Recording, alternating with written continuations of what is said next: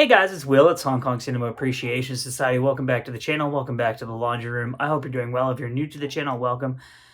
Thanks for finding us. If you feel like giving us a sub and a comment and a thumbs up and all that fun stuff, it would be much appreciated. Let's dive right into this. What are we here to talk about today? I'm very excited because it's Johnnie To. You know I'm a huge Johnnie To fan, and I have been for years and years and years, at least like 16 years, 15, 16 years I've been watching his movies, I think, maybe longer than that. This is a two-pack. This is from Eureka Entertainment. It is a Region B release. It is the Masters of Cinema line. It's Running Out of Time 1 and 2. The first film was directed by Johnnie To. The second film was co-directed by Johnnie To and Lau Wing Chong, whose name I wrote down because I didn't want to forget it. He is in some Johnnie To movies, so you'll recognize him. On his commentary track, Frank Zhang actually points out who he is. He's in like background parts in both of the movies. So if you've seen a lot of Johnnie To movies, you'll definitely recognize the co-director of the second film. He's also Johnnie To's like longtime creative collaborator, assistant director, and stuff like that. So these films star Lau Ching-wan, who is right here. He's in both of them. Andy Lau is in the first one, and Akin Chen, who you'll recognize from the Young and Dangerous films, is in the second one. And this is out on August 1st of 2022 from Eureka Entertainment. Weisei Lee, who his name I think is pronounced, as Frank said it on the commentary track, Weisei Lee? Why I call him Weisei Lee because I just look at it and I'm like, that seems like how you pronounce it, but I think it's Weisei Lee or Weisei Lee. He's in A Better Tomorrow. He plays kind of like the guy who turns against the friends, right? And so I really like him as an actor because he's in a lot of movies that I really love, like A Better Tomorrow. So it's really cool to see him in this movie in kind of an unexpected part where like I kind of had to pause it and be like, wait, is that him? Because he looks different. And I'm not going to tell you how, but like I had to pause it and be like, wait, is that him?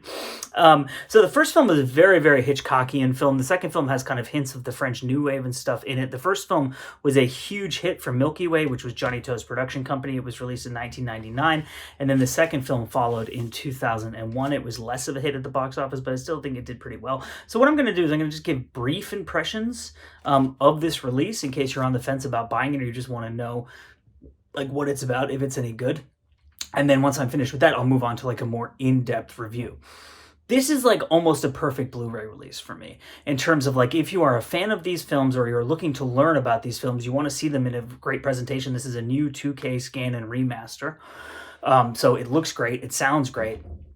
There's so much bonus material on here. And I would argue that aside from an interview with Andy Lau, there's nothing you as a fan of the films or as someone looking to learn about them would want from this release that is not on here. There's an interview with Johnnie To. There's an interview with Lau Ching-wan, who, like I said, is right here. Lau Ching-wan and Akin Chen, who is this guy here, are both interviewed on a making of that's about the second film in the series. So you get interviews with both of those guys in that. There's an interview with, I believe, Raymond Wong, who did the music for the films, and then there's an interview, two interviews with the screenwriters who are French. They wrote the script, and then Johnnie To's like guy who always writes his scripts basically did a rewrite on it. But the two French screenwriters, there are two interviews with them, and then there's also kind of like a documentary. I'll talk more about that in a minute. That they are kind of like the focus of, but that touches upon all these other aspects of the film industry and has interviews with all these like really incredible people like Choi Hark and stuff like that. It just kind of covers Frank Zhang has commentaries on both of the movies, which is fantastic. And then the screenwriters also have a commentary on the first film. So there's really not, and then there's a David West essay in here too. I really don't think that there's anything that you would want in here that's not in here. Like I said, other than maybe you could say, oh, well, there's no Andy Lau interview. Although a lot of people who are interviewed do talk about Andy Lau. So you learn about his involvement in the film and what he was like on set and stuff like that. So I really think that like Eureka has gone great lengths to make this like a perfect release for these films. In terms of people who might be on the fence about buying this, if you don't know if you're a fan of Johnnie To, if you've seen his kind of more kind of art house stuff and you don't know if you like it, because a lot of his stuff, this is like something that is talked about on this release and also something that people talk about kind of in general, is a lot of Johnnie To's stuff that is well known in the West tends to be his more art house style stuff because that attracts attention from film critics and festivals and stuff like that because it's not typical of like a thriller. It's kind of, he has this kind of strange thing where he's taking from like Kurosawa and French New Wave and stuff like that, and like spaghetti westerns, and he's mixing it into Hong Kong genre films and making these kind of strange movies, right? Like Election and Exile and stuff like that, right? So if you're not sure if you like Johnnie To, I think this is a really, really good release. Or if you are new to Johnnie To, I also think this is a really, really good release. And the reason I say that is that these are very entertaining films. These are very mainstream thrillers. They almost kind of remind me of, like I said, Hitchcock a little bit. Like, if you like thrillers, if you like cat and mouse game movies, if you like cops and criminal movies, there's nothing not to like about these films, especially the first one. The second one is like a little bit sillier, and I'll talk about that kind of later in my review when I get into more details. But I think that these are films that really do a great job of showcasing what Johnnie To's kind of style is as a filmmaker, and in this era with these Milky Way films, which was his production company, which was when he really had his big period of critical acclaim in the West, at least, right? Like, this is very much in keeping with those films visually and stylistically, but it's a lot more mainstream. It's a lot more deliberately entertaining, and it's a film that I think you would like if you like thrillers and, you know, cat and mouse kind of cop and criminal type movies, even if you're not like a huge fan, or if you don't know if you like or haven't seen his kind of more esoteric art house style stuff. So that's kind of like in a nutshell, if you're just kind of interested in what this release is. This is a Region B release. Like I said, Arrow is putting out a Region A release that is essentially the same thing. It has different artwork, and I think the booklet might be different, the essays, I'm not actually sure. But I think everything else about it is the same. I think they're using the same remasters, and the bonus material should be the same, because I think there's a partnership between Eureka and Arrow, so they're sharing material. That release is coming out in late August for Region A. So if you are Region A and you are interested in this release, you don't have a multi-region player, you don't want to buy the Eureka version for whatever reason, that release is coming and should be the same as this one, but I'm reviewing this one specifically for right now. So let me show you the physical release here. I'll do a more in-depth review of the bonus material and everything. I'll give you just a couple thoughts upon, I had never seen the second one before. I hadn't seen the first one of these films since, I think, 2011 maybe. It's been a long time since I saw the first one. I really didn't remember that much about it. Except for Andy Lau being in it, and a couple of like the more famous shots. So it was really, really fun to revisit that, and I had a lot of fun watching the second one as well. The second one, I'll say, like, I would give the second one like 3 stars. Like, it's one of those movies where it's really entertaining.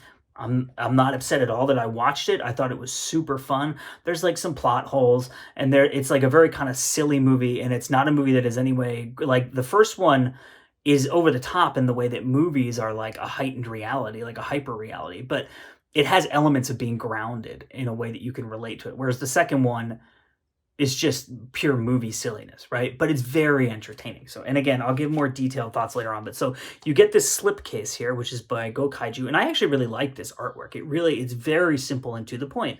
The movies are concerned with time, running out of time. Here's a clock. Here's the guys who play the criminal masterminds in each film. And here's the cop who straddles both films. I really like this. I think it's very effective. And that's the list of all the bonus features there. And so you have, just to give you an idea, if you're like an audio, if you're a big audio geek, original lossless Cantonese and Mandarin 5.1 audio options, plus lossless English mono for the first film and lossless English 5.1 for the second film. And it has optional English subtitles, which were newly revised for this release, which were done by Frank Zhang. So there you go. So here is what you see when you open it up. I'm sorry, there's a lot of glare there, but hopefully you can see what that looks like. And then there's the back. And then we open it up and you get the discs. Here's the first film. And here's the second film. And this case I really like, because it's like a deep, I don't know if you can see what I'm talking about, but it's not just like one of those ones where it's just like floating on the surface of some plastic and it's going to fall out and get all scratched. Like, it has this kind of ridge around it to protect the disc there. And then this is the booklet, and I really like the matte finish on the slipcase here, because it gets me no glare, and then everything else is very glossy. So we're in Glare City, but There you go. That's like the poster for the first one there. So the David West did the essay here, and I usually very very much like David West's writing, and I thought this was a fantastic essay. The first point he makes in his essay, which I had never considered before, which I thought was fascinating and like pretty obvious when you think about it, but one of those things that I just never thought about before, is that Johnnie To is essentially, in a way, he can be conceived of as a savior for Hong Kong cinema for like an entire decade, because he started Milky Way in like the mid to late 90s, I think. And at that time, John Woo, Choi Hark, like all those people, Ringo Lam, were making movies in Hollywood. Like they left Hong Kong because like the handover, and they weren't sure what was going to happen, and they went to Hollywood or they went elsewhere.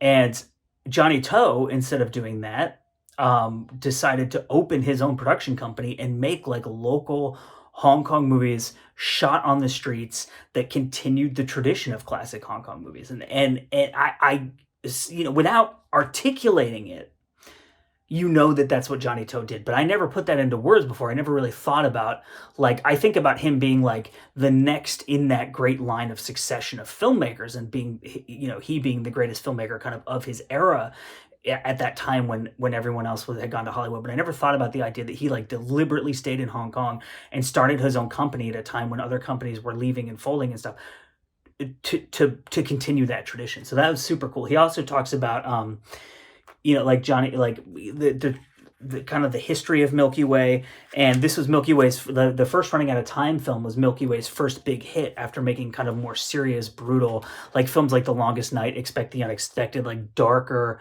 The Mission, like films that very much showed that kind of auteurist, dark, violent, brutal, cynical kind of style of Johnnie To that we know so well from films like Election and Election 2 and stuff like that.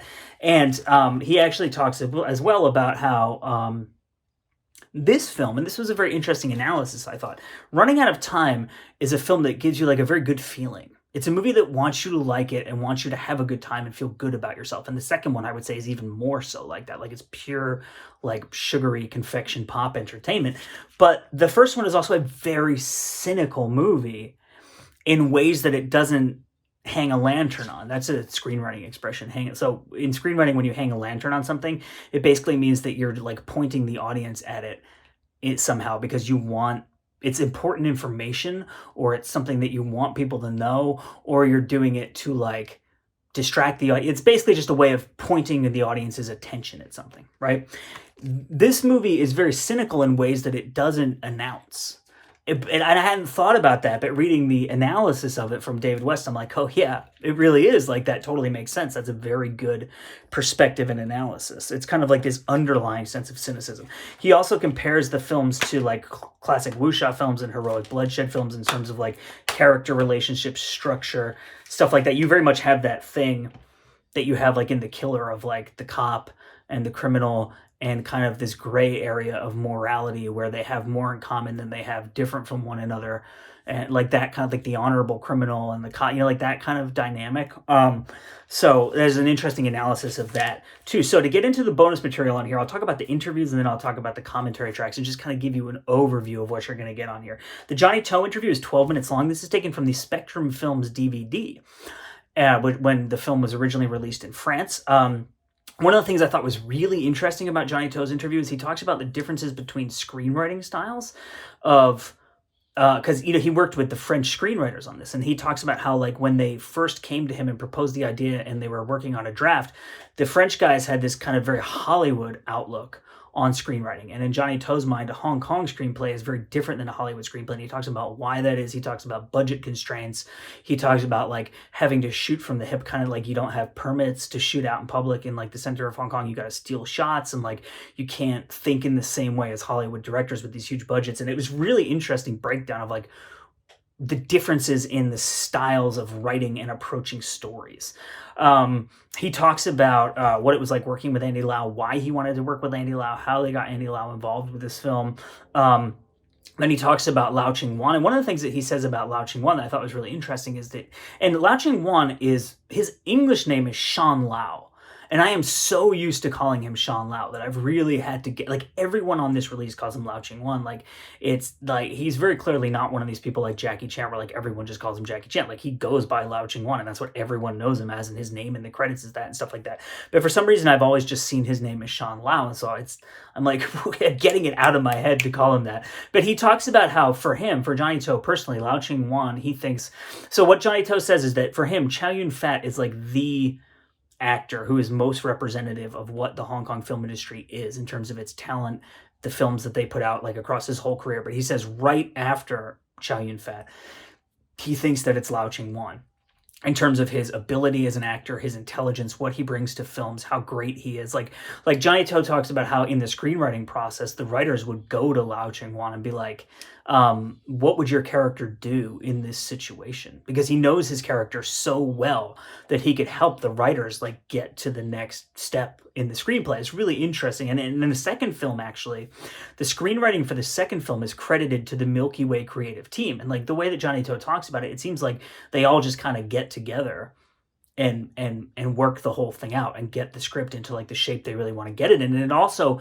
you know, people have said before about how with Hong Kong films, like they just kind of have a bullet point list of what they want to film that's like 1 page long, and then they go out and shoot it and make up the dialogue on the day and are writing on the set and stuff like that. But I've been told before that Johnny To doesn't work like that he's like works in a more Western style where you have a complete script before you go out and start shooting. And that's what everyone says about him in this. He says it himself, but everyone else says in the interviews too. Like it's a very methodical scripting process. The French guys talk about that too. And they say that Choi Hark is the same way, that he like really likes to have the whole structure in place. And then once he starts filming, he throws the whole thing out the window and like he'll like wake up one morning and be like, I want to shoot this instead.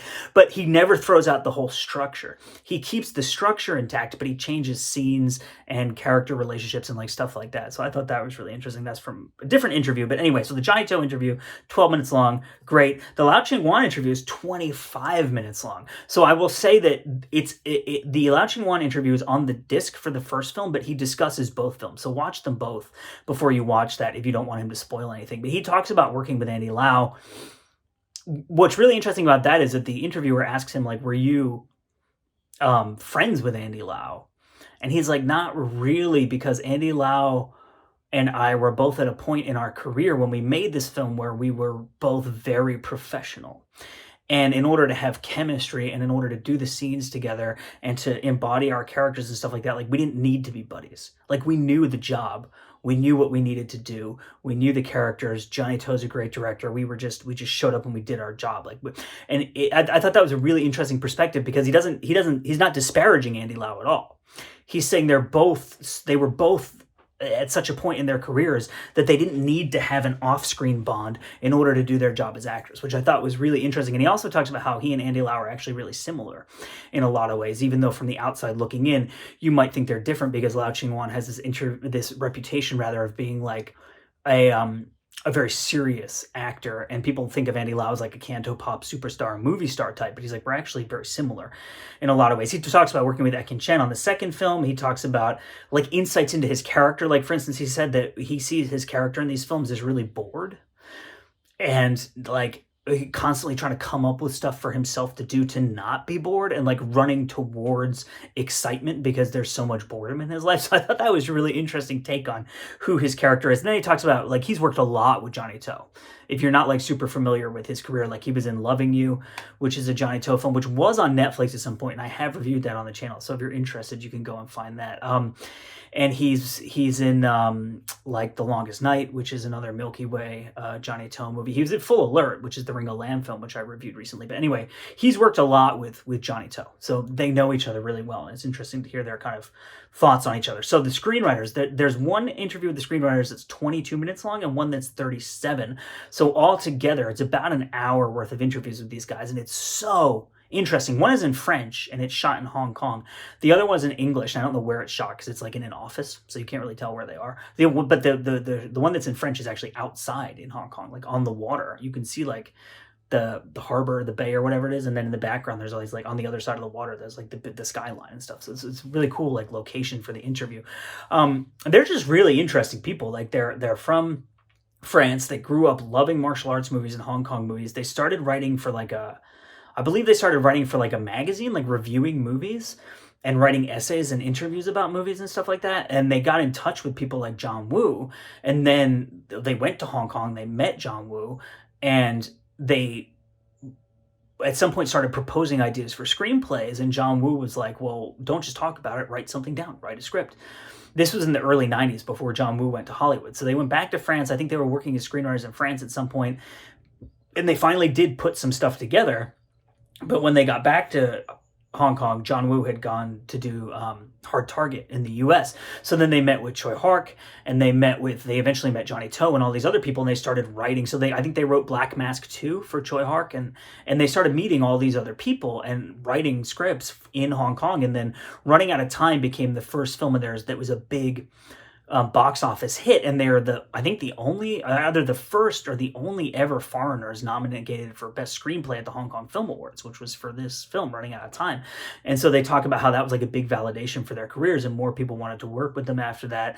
And they love Hong Kong movies so much, and they know all the, like Choi Hark talks about how like they know all these comic books, and they know this is from there's the documentary. I'll talk more about that later. But the point being that like they're very well read. They know all the comics. They know all the movies. Like they're kind of intellectuals, but they're also like big time movie nerds.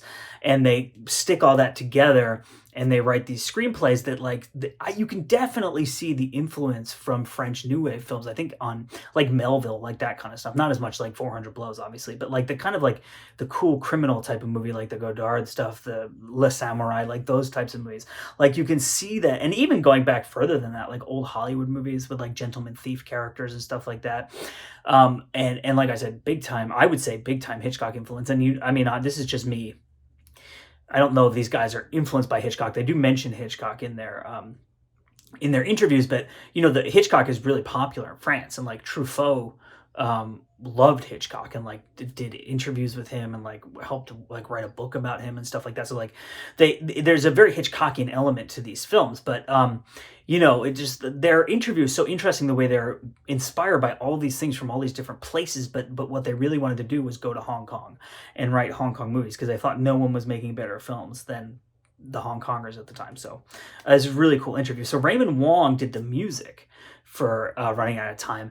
His interview is 27 minutes long, and it's in English, and because I think he went to high school in Canada, or so he lived in Canada for a while. His interview is all in English, and he's really interesting. He talks about like different styles of different composers in Hong Kong, and how like everyone is coming from a different perspective, and sometimes multiple composers will work on one film because the director wants different styles in different places throughout the film. And he talks about how some people who get credit as composers for Hong Kong films are more like supervisors.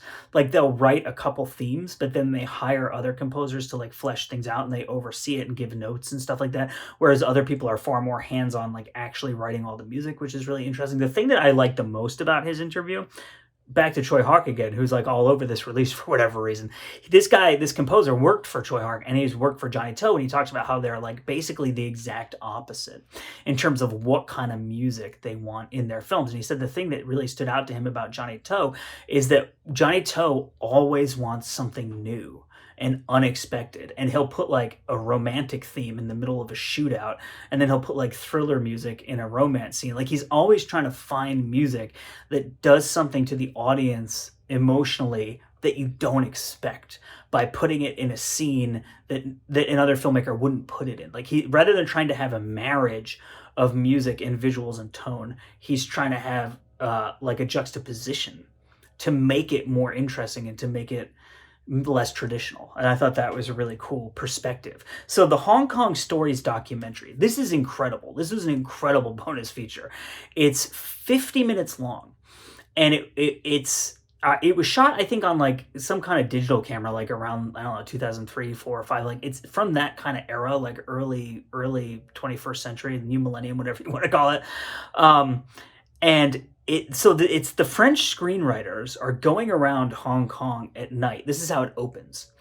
And they're talking about like locations of movies. Like they're on the trams, and they're talking about The Killer, and that scene where Danny Lee runs onto the tram. And they tell the story of like, you can't get permits to shoot in Hong Kong. So how did they shoot that scene? And how Danny Lee's involvement helped. And because Danny Lee was like played heroic police characters. So the cops liked Danny Lee, so they were less inclined to shut the production down. And like they just go around the city, like they go to where parts of Days of Being Wild were filmed, and like they shot this scene in Days of Being Wild here because of this feature and that feature, and how that movie takes place in the 60s, and Hong Kong has changed so much. And like they're just like, they're talking about their own careers and their own process of writing and developing scripts. And they get really nitty gritty details of like, Choi Hark works like this. He wants you to write like this. This is how we develop material with him. But, you know, somebody else like Johnnie To might work very differently. And like those really amazing details, but also just going around the city, showing these locations. And one thing that's amazing about these films, I have to say, is I love the way that Johnnie To shoots Hong Kong, the things that he focuses on.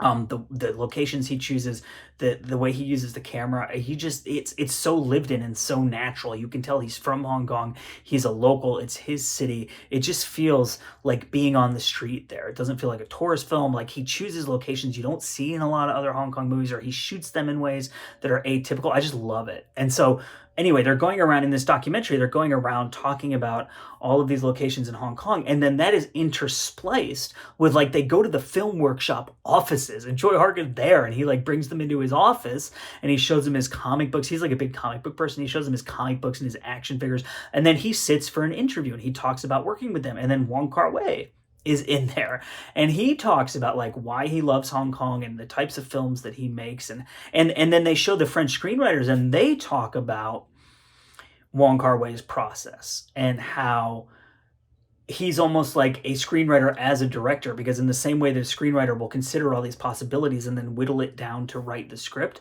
Wong Kar-wai will consider all the possibilities and then film literally everything, and then sit down with all the footage and be like, okay, what's the actual story? And start whittling all the footage away to make the movie. And it's just, that to me is such a fascinating insight, because I'm a huge fan of Wong Kar-wai, but also, you know, I'm a writer, and I work in the screenwriting side of the film industry sometimes as a reader. And so I see the screenwriting process, really intimately through its whole kind of from inception to completion. And so to think of that, and to think that Wong Kar-wai is doing that as a director, is really fascinating. It's just, there's so much amazing insight. Michelle Yeoh is interviewed about those screenwriters, and it actually shows them standing with her, talking to her. It's just like so cool. It's such an amazing bonus feature, and I loved it. So now I'm going to talk about the commentary tracks.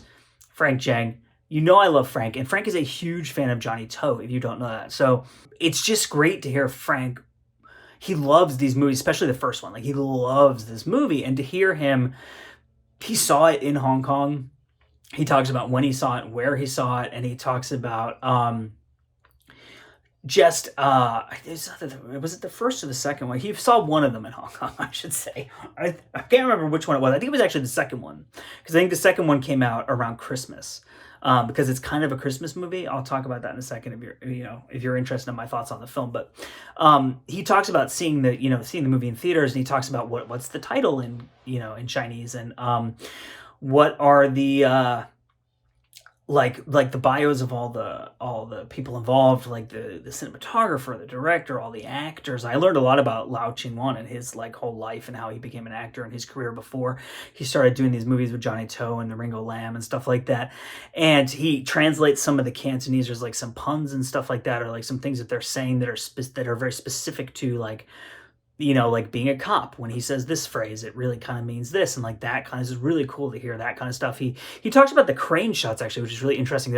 There are famous scenes in both of these films shot on the tops of buildings, which are like kind of terrifying scenes to watch, because you have like Andy Lau and Lau Ching-wan and like all these actors like Lam Suet, who's in a bunch of Johnnie To movies, who you'll recognize. They're like standing on the edges of these skyscrapers, and like the way that the camera is moving around them, I'm like, are they tethered to anything? Because the camera couldn't move like that if they had a harness on. It's kind of scary, honestly. Like, I'm sure that they wouldn't put Andy Lau at the top of a building and just let him fall off. Like, there must have been a wire or something, but it's like kind of scary looking. But they're doing these crane moves where the crane, this is like, as Frank points out, in the era before drones, right? So you can't have like this thing flying around the building, and these are very smooth shots and smooth push-ins. Like, they're not helicopter shots. So how are they getting these cranes like on the top of the building and like maneuvering them out into like the air and stuff like that? And like, it's just really interesting to think about about like the actual process of being on the set making the film. And so Frank talks about like the history of Hong Kong in different areas, and like this area is this kind of place, and like, you know, because all the locations, he knows all the locations. I love it. I love the location stuff. I love looking it up on Google Earth afterwards. But like, he talks about the Christmas decorations and how the Christmas lights and decorations used to be like such a signature thing in Hong Kong, and it's really not that much anymore, and how it kind of went away over time and stuff like that. He talks about there's a character in this movie or there's an actor rather, who has a famous nickname, and he talks about how he got that nickname and who gave it to him, which was a really cool story to hear. So just like, there's so many great stories. He does so much research. He loves these movies so much. It's just a joy to listen to these commentary tracks. And then the French screenwriters, so their commentary track is, there's like a guy who, he sounds American. He might be Canadian. He doesn't have like an English accent. He has like kind of a flat, you know, like American style accent, but he could be Canadian for all I know. And he's kind of interviewing them, the screenwriter. So he's like walking them through scene by scene, like asking them questions and stuff like that. And they're talking about the whole, it's really fascinating. They're like, you know, Andy Lau was like such a superstar. And, you know, one of the themes of the screenwriters' interviews and commentary track in general is they talked about how Andy Lau's involvement in this film was huge in terms of determining the tone and the events of the film, because Andy Lau is so famous that you can only write in a certain way for Andy Lau. Like you can't make a movie like The Longest Night and make Andy Lau the villain. If you're not familiar with The Longest Night, it's a very violent, nihilistic, like fatalistic film. You couldn't make that film with Andy Lau because the audience wouldn't buy it, because they know Andy Lau and they know his persona. He's almost like a Jackie Chan type. You can't deviate from that if you want people to like and see the film, which they really did want with this film. Like, they were trying to make like a popular film, right? And I think Johnny To especially wanted to make a commercial hit. That's why Andy Lau was involved, because he's a huge star. But when you have someone like Andy Lau involved, you can't have him going around blowing people's heads off. And so like the tone of this film, which is again Hitchcockian, it's kind of playful. It has a dark sense of humor. It has this kind of hopefulness to it in an interesting and kind of strange way that reminded me a little bit of French movies, but also kind of reminded me of Throwdown, in the way that Throwdown has this kind of sense of trying to find optimism in darkness, right? And a lot of that is due to Andy Lau's involvement, and the fact that when you have Andy Lau, you have to make a film that suits who Andy Lau is. And I thought that was really, really fascinating. And that obviously in turn informed the second film, because the second film actually goes even further with that tone. I might even go so far as to call the second film almost like magical realist. I don't even know what you would call it. So that's kind of the overview of 30 minutes later, the overview of the release. I'll give you a couple thoughts I have while watching these films. I'll be out of your hair. I mean, these films are just so entertaining. They are so fun. The first one especially is just like perfect entertainment. I love thrillers. I love cat and mouse movies. I love Hitchcock. Like, there's nothing not to like about the first movie to me. It's basically, the first movie is really just like a series of real-time chase/thriller sequences stuck together. Like, it's just non-stop excitement, and it keeps you guessing until the very, very end. There's no scene in this movie where people are just sitting there like ho-hum, twiddling their thumbs, getting to the next plot point. It's always moving. There's something that really stood out to me about the first movie that shows you that even when Johnnie To is making like a populist, just fun movie, that he's like a elite tier filmmaker, is there's a scene in this movie where an Interpol agent is giving information to the Lau Ching-wan character, who's a cop in Hong Kong. He's a negotiator. And in a lesser film, from a lesser filmmaker, in an information dump scene, that's basically what you would call that type of thing. As a screenwriter, any scene where someone's just throwing information on the audience, like it looks like it's like cops are meeting up to tell each other stuff, but it's actually just dumping information on the audience so that they have that information because it's important moving forward to the plot. We call that, like screenwriters will call it, an information dump scene, right? In a lesser film, an information dump scene, usually it takes place in an office or somewhere where people are just sitting down, like a diner. It's boring visually. It's just people talking. In this movie, they're in a convertible driving through the city at night. So there's neon signs everywhere and people everywhere, and you're moving through Hong Kong, and it's visually exciting, even if it's this boring information dump scene. But then what they add on top of the information dump that makes it even more interesting is the Interpol agent is a woman, and there's like a little bit of romantic tension, and she's like, like, we could go get dinner, we could go out, we don't have to just meet in my car for 5 minutes. Like, there's tension between characters. There's visual information that's really engaging and exciting. in a scene that essentially serves no purpose other than to throw information at you. So it's just like that, those little touches to me are the things that take Johnnie To's movies to like that elite level of just like great filmmaking, even if he's just making like a fun, populist, mainstream entertainment film, which is essentially what these films are. These films have dark stories, but they have a warmth of character that's really relatable. Like they really want you to like them. They're going for emotional investment right away. Like that's what they want from you. They want you to care. And I like that. I like that they're doing that. Like, because a lot of other Johnnie To films, I think, are much more heavily stylized and not necessarily invested in like roping the audience in, but more just like making these great kind of pieces of filmmaking. This film very much is like, come and check this out. You're gonna like it. We're gonna have fun together. Like it has that playfulness. The second one is like I said, it's almost like magical realism. Like it's so fantastical, and it takes place so much in a movie world that there are things that happen where you're like, this is just preposterous. It's preposterous. It's totally preposterous. And there's one big, not big, but like there's one plot hole in the second one where you're kind of like, wait, what? And Frank actually points it out on his commentary track. I won't spoil it for you, but like I did notice it, and I was like, that's interesting. It's like a refrigerator question. If you've heard me say that before, that's another screenwriting term. A refrigerator question is like, there's a gap in logic, or there's like something that doesn't really make sense in a script or in a movie, but it's not something the audience notices right away.